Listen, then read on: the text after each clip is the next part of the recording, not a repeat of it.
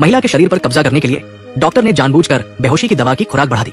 इस तरह बिना किसी को पता चले उसने उसका शोषण किया।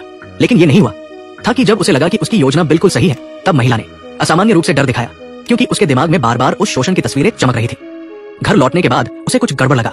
हालांकि डॉक्टर ने कहा कि यह सिर्फ बेहोशी की दवा का भ्रम था, लेकिन उसे लगा कि यह वास्तव में अपमान का अनुभव था। अपनी बेगुनाही साबित करने के लिए केसी जल्द ही अस्पताल पहुंची और अपने शरीर में बचे अवशेषों की जीन जांच करवाई, और उसने पुलिस को भी बुलाया ताकि उसके लिए न्याय हो सके। लेकिन हैरानी की बात यह थी कि अपनी आपबीती सुनाने के बाद शेरिफ ने उस पर बिल्कुल भी भरोसा नहीं किया, क्योंकि वो डॉक्टर छोटे शहर में बहुत प्रतिष्ठित था। कोई भी ये नहीं मान सकता था कि वो ऐसा कुछ कर सकता है, और केसी एक गरीब महिला थी, इसलिए उनके पास ये मानने का बड़ा कारण था कि केसी ऐसा डॉक्टर से उगाही करने के लिए कह रही थी। लेकिन शेरिफ होने के नाते उसे इस मामले की जांच करनी थी। उसने केसी से कल की पूरी घटना को विस्तार से बताने को कहा। कल रात केसी काम पर थी जब उसका बॉयफ्रेंड अचानक उसे छेड़ने आया, लेकिन उसने अनजाने में देख लिया कि उसके बॉयफ्रेंड की कार में एक और महिला बैठी थी। गुस्से में उसने अपने बॉयफ्रेंड को धक्का देकर बाहर निकाल दिया, लेकिन तुरंत बॉयफ्रेंड ने पलटवार किया, जिससे केसी का बायां हाथ घायल हो गया। मजबूरी में उसे तुरंत अस्पताल जाना पड़ा इलाज के लिए, और उसकी ऐसी हालत देखकर डॉक्टर चार्ली ने उस पर हाथ पैर चलाना शुरू कर दिया, और इलाज के दौरान उसने केसी को पूरे शरीर की बेहोशी देने के लिए मजबूर किया। और फिर एक ऐसी घटना हुई जिसे बयान नहीं किया जा सकता। केसी की बात सुनने के बाद शेरिफ के मन में कुछ हद तक तस्वीर साफ हो गई थी। उसने जल्द ही अपने आदमियों को डॉक्टर चार्ली से पूछताछ के लिए भेजा। आप पर बलात्कार का आरोप लगाया जा रहा है, आपने उसे दवा दी और पिछले रात उसका शोषण किया। पुलिस को ऐसा कहते सुन चार्ली हैरान रह गया।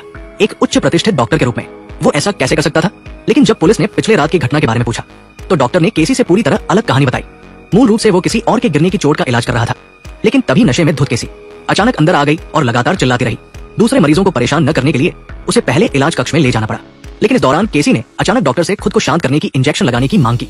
हालांकि चार्ली ने बार बार बताया कि शांत करने वाली दवा से भ्रम हो सकता है, लेकिन केसी के कड़े आग्रह पर उसने मजबूरी में उसे इंजेक्शन लगा दिया। लेकिन इसके बाद केसी सिर्फ सो गई और कुछ भी नहीं हुआ। अब सबके फोन की बैटरी कितनी है, कमेंट में बताएं। एक ही बैटरी प्रतिशत वाले दोस्त बन सकते हैं। एक उच्च प्रतिष्ठित डॉक्टर के रूप में पुलिस ने स्वाभाविक रूप से चार्ली की बात पर भरोसा किया, लेकिन ऊपर वालों को जवाब देने के लिए उसने चार्ली से एक ट्यूब खून निकालने को कहा ताकि जीन जांच हो सके। हालांकि केसी को यह उम्मीद नहीं थी कि जीन अनुक्रमण से पता चला कि दोनों का कोई संबंध नहीं था, जिसका मतलब था कि केसी का शोषण करने वाला कोई और था।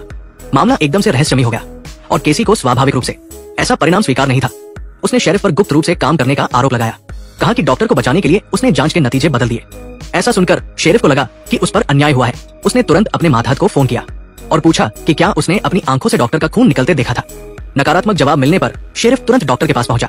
उसने जांच के नतीजे में गलती का बहाना बनाकर डॉक्टर से फिर से खून निकालने को कहा, और इस बार शेरिफ ने अपनी आंखों से सुई को डॉक्टर की बाह में जाते देखा। हालांकि हैरानी की बात यह थी कि जांच का नतीजा फिर भी मेल नहीं खाया। जब केसी फिर से थाने में हंगामा करने आई, तो शेरिफ पूरी तरह गुस्सा हो गया। उसका मानना था कि केसी जबरदस्ती तर्क गढ़ रही थी। एक ईमानदार डॉक्टर को बार बार एक पागल महिला के बदनामी का सामना करना पड़ रहा था। शेरिफ ने उसे चेतावनी दी कि अगर वो बिना वजह हंगामा करती रही तो वो उसे तुरंत जेल में डाल देगा। शेरिफ को गुस्से में देखकर बेबस केसी को मुड़कर चले जाना पड़ा। अपने बेटी को इस अंधेरे से निकालने के लिए उसके पिता ने अपनी सारी जमा पूंजी खर्च कर दी और उसे मानसिक अस्पताल में भर्ती करवा दिया। कुछ समय के इलाज के बाद केसी का मनोभाव थोड़ा शांत हुआ। जब वो अस्पताल से बाहर आई तो उसने नई जिंदगी शुरू करने का फैसला किया। उसका पूरा परिवार छोटे शहर से एक और दूर के इलाके में चला गया, ताकि केसी लोगों की अजीब नजरों से दूर रह सके। पहले तो वो मामले को शांत करना चाहती थी, लेकिन जितना सोचती उतना गुस्सा बढ़ता गया। फिर वो थाने पहुंची ताकि पुलिस उसके लिए न्याय कर सके, लेकिन उसे उम्मीद नहीं थी कि पुलिस की जांच में पता चला कि ये मामला पहले ही बंद हो चुका है। केस को फिर से खोलने के लिए उसे घटनास्थल के स्थानीय थाने में जाना होगा, और अगर पर्याप्त सबूत नहीं हुए तो नतीजा वही रहेगा जो पहले था। मजबूरी में केसी अपने पिता के पास गई। उसकी मनुहार पर पिता ने अपनी पैतृक संपत्ति बेचकर एक निजी जासूस को काम पर रखने में उसकी मदद करने का वादा किया। लोन मिलने के बाद केसी जल्द ही एक ऐसे जासूस के पास पहुंची जो पहले देश के लिए काम कर चुका था। केस को फिर से खोलने के लिए दोनों ने अलग अलग काम शुरू किया। केसी ने अस्पताल के दोस्त से मदद मांगी और उन महिलाओं की सूची हासिल की जो अब इस अस्पताल में इलाज के लिए नहीं आती थी। वो एक एक दरवाजा खटखटाने लगी, ये उम्मीद करते हुए कि कोई उसके साथ मिलकर डॉक्टर पर मुकदमा करेगा ताकि उसकी बेगुनाही साबित हो सके। लेकिन उसे उम्मीद नहीं थी कि उसकी मंशा सुनने के बाद सभी ने दरवाजे बंद कर लिए और उसकी बात को अनसुना कर दिया। जबकि जासूस ने दांत दर्द का बहाना बनाकर उस डॉक्टर से इलाज के लिए मुलाकात की। जाते वक्त उसने झूठ बोला कि उसने अस्पताल के लिए एक सुझाव पत्र लिखा है और डॉक्टर से उसे सील करने को कहा। इस तरह अपनी सटीक योजना के तहत उसने डॉक्टर की लार हासिल कर ली ताकि जीन जांच हो सके। जल्द ही वो एक पेशेवर जांच संस्थान के पास पहुंचा। पत्र से एक छोटा टुकड़ा काटने के बाद संस्थान ने तुरंत जीन अनुक्रमण शुरू कर दिया। जल्द ही जासूस फिर से केसी के पास पहुंचा, लेकिन दोनों को ये उम्मीद नहीं थी कि लार सूखने के बाद उसमें अन्य तत्व मिल गए थे, जिसके कारण परिणाम सटीक नहीं रहा। ये सुनकर केसी पूरी तरह निराश हो गई। उसे लगा था कि इस बार वो अपनी बेगुनाही साबित कर लेगी, लेकिन फिर भी ये सब बेकार हो गया। गुस्से में उसने तुरंत जासूस को लेकर डॉक्टर के घर का दरवाजा तोड़ने की कोशिश की, लेकिन जासूस ने उसे रोक लिया, क्योंकि डकैती का जुर्म चोरी से कहीं बड़ा होता है। जासूस के कुछ तरीकों की मदद से वे कार का दरवाजा खोलने में सफल रहे और केसी ने आसानी से कोपायलट सीट से डॉक्टर का लिप बाम हासिल कर लिया। उन्होंने जल्दी से इसे जीन जांच के लिए ले गए। डीएनए मिलान हुआ। ये कार से है, ये बहुत बेहतर है, आपने अपराध साबित कर दिया। शेरिफ को उम्मीद नहीं थी कि केसी ने किसी और के अपराध को साबित करने के लिए खुद अपराध कर लिया, लेकिन उसे बेगुनाह साबित करने के लिए शेरिफ उसे अभियोजक के पास ले गया। लेकिन हैरानी की बात यह थी कि गैरकानूनी तरीके से प्राप्त सबूत को सबूत के तौर पर इस्तेमाल नहीं किया जा सकता था। लेकिन केसी की मदद के लिए अभियोजक ने शेरिफ से कहा कि वो डॉक्टर को थाने लाए और सबके सामने फिर से खून की जांच करे। इस बार सबकी नजरों के सामने उन्होंने डॉक्टर की बाह से एक ट्यूब खून निकाला, लेकिन सभी को हैरानी हुई कि इस बार भी जांच का नतीजा पहले जैसा ही था। डॉक्टर का जीन अपराधी से मेल नहीं खाता था। लेकिन जब सब कुछ ठप हो गया था, तब एक उम्मीद की किरण दिखाई दी। केसी के अटल संकल्प को देखकर उसी डॉक्टर से पीड़ित एक अन्य शिकार ने भी थाने में शिकायत दर्ज की।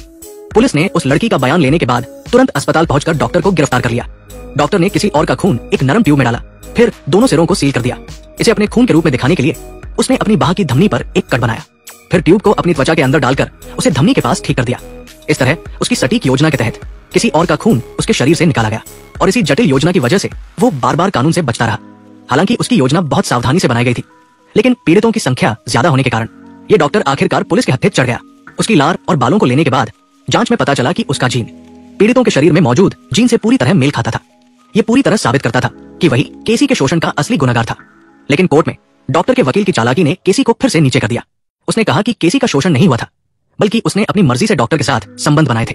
लेकिन चूंकि डॉक्टर शादीशुदा था और उसे कोई वादा नहीं दे सकता था, इसलिए बदला लेने के लिए केसी ने शोषण का आरोप लगाया। वकील की बात सुनकर सभी चुप हो गए। सिर्फ केसी अभी भी अपनी बेगुनाही के लिए लड़ रही थी। मुझे पता है कि क्या हुआ। मैंने इसे देखा। मैं अपने गृहनगर से इसलिए चली गई क्योंकि इसके कारण मैं मानसिक अस्पताल में थी और मेरे सारे पैसे इसके कारण चले गए। डॉक्टर के पास मुझसे कहीं ज्यादा शिक्षा है, लेकिन मैं जानती हूँ कि मैं कौन हूँ और मैं झूठी नहीं हूँ। केसी के इन शब्दों ने अभियोजक को एक महिला के भीतर की ताकत का एहसास कराया। हालांकि दूसरी सुनवाई में वकील ने केसी की आर्थिक स्थिति को बहस का आधार बनाया। उसने कहा कि केसी ने ये सब पैसों के लिए किया। सभी जानते हैं कि डॉक्टर एक उच्च वेतन वाला पेशा है और वो ऐसा सिर्फ इसलिए कर रही थी ताकि डॉक्टर से मोटी रकम हासिल कर सके। वकील की चालाकी से केसी बहुत गुस्सा हुई, लेकिन कोर्ट से बाहर निकलते वक्त उसे एक बोझ से मुक्ति का एहसास हुआ। उसने जितना प्रयास करना था वो किया, जितना लड़ना था वो लड़ा। अगर इस बार भी कानून उसके लिए न्याय नहीं कर सका तो उसे कोई पछतावा नहीं था। इस पूरे सफर में उसे अपने परिवार, दोस्तों और शेरिफ की मदद मिली। चाहे जो भी नतीजा हो, वो उसे सहर्ष स्वीकार कर लेगी। जल्द ही कोर्ट में आखिरी सुनवाई का दिन आ गया और इस बार का नतीजा ये तय करेगा कि डॉक्टर को सजा मिलेगी या नहीं। हाँ, हमने फैसला सुना दिया। हम प्रतिवादी को दोषी पाते हैं। ऐसा नतीजा सुनकर केसी को आखिरकार राहत मिली। अपनी बेगुनाही साबित करने के लिए उसकी मेहनत को वहां मौजूद सभी लोगों ने सराहा और प्रोत्साहित किया। हालांकि ये प्रक्रिया कठिन और लंबी थी, लेकिन अच्छी बात यह थी कि नतीजा निराशाजनक नहीं रहा। केसी ने अपनी अड़िग इच्छा शक्ति के दम पर आखिरकार अपनी बेगुनाही साबित कर दिखाई और इसके साथ ही फिल्म खत्म हो गई।